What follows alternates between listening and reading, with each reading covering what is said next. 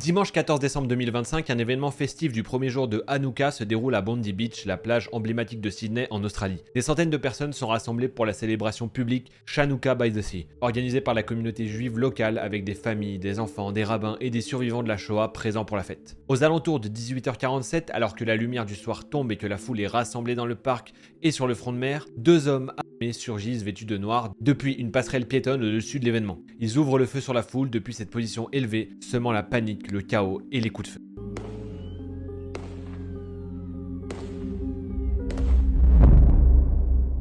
En quelques minutes, au moins 16 personnes sont tuées, dont des civils âgés de 10 à 87 ans et plus de 40 autres sont gravement blessés. Parmi les victimes figurent des membres de la communauté, un rabbin, un survivant de l'Holocauste et des familles entières venues célébrer ensemble. La police de Nouvelle-Galles du Sud intervient immédiatement. Les forces de l'ordre échangent des tirs avec les assaillants. L'un des deux tireurs est tué par les policiers et l'autre, identifié comme le fils du premier, est hospitalisé dans un état critique puis arrêté. Les autorités australiennes qualifient rapidement cet acte de terroriste à motivation antisémite, ciblant délibérément la communauté juive lors d'une fête religieuse. Les explosifs artisanaux ont également été découverts dans un véhicule lié au suspect, mais ont été neutralisés par les équipes spécialisées. En gros, ils comptaient peut-être faire même plus de dégâts. Un témoin, Hamed Halamed, est salué comme un héros local après avoir désarmé l'un des tireurs en plein affrontement, aidant potentiellement à sauver de nombreuses vies malgré avoir lui-même été blessé. Bravo à lui. L'attaque est la fusillade la plus meurtrière en Australie depuis le massacre de Port Arthur en 1996, dont on a déjà parlé, et déclenche une onde de choc internationale. Le Premier ministre australien Anthony Albanese l'a décrit comme un acte de pure haine antisémite.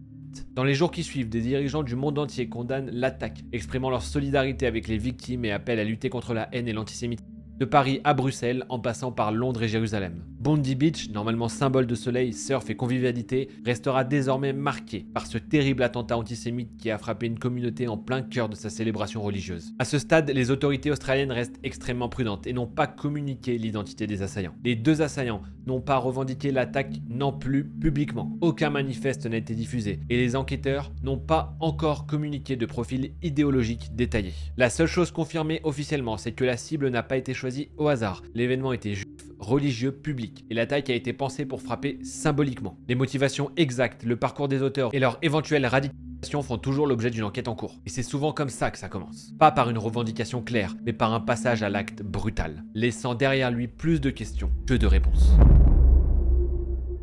Ce qui est fou, c'est qu'encore aujourd'hui, fin 2025, bientôt 2026, on attaque encore des communautés. Arrêtez de faire des putains d'amalgames. Merci, je profite de cette vidéo pour le dire. Que vous soyez musulmans, juifs, ce que vous voulez, chrétiens, on s'en fout. Bref, arrêtons tous ces massacres en 2025-2026. Changeons un peu le monde, essayons de changer de mentalité, essayons de penser que de toute façon, peu importe d'où l'on vient, on est tous des putains d'êtres humains. Merci.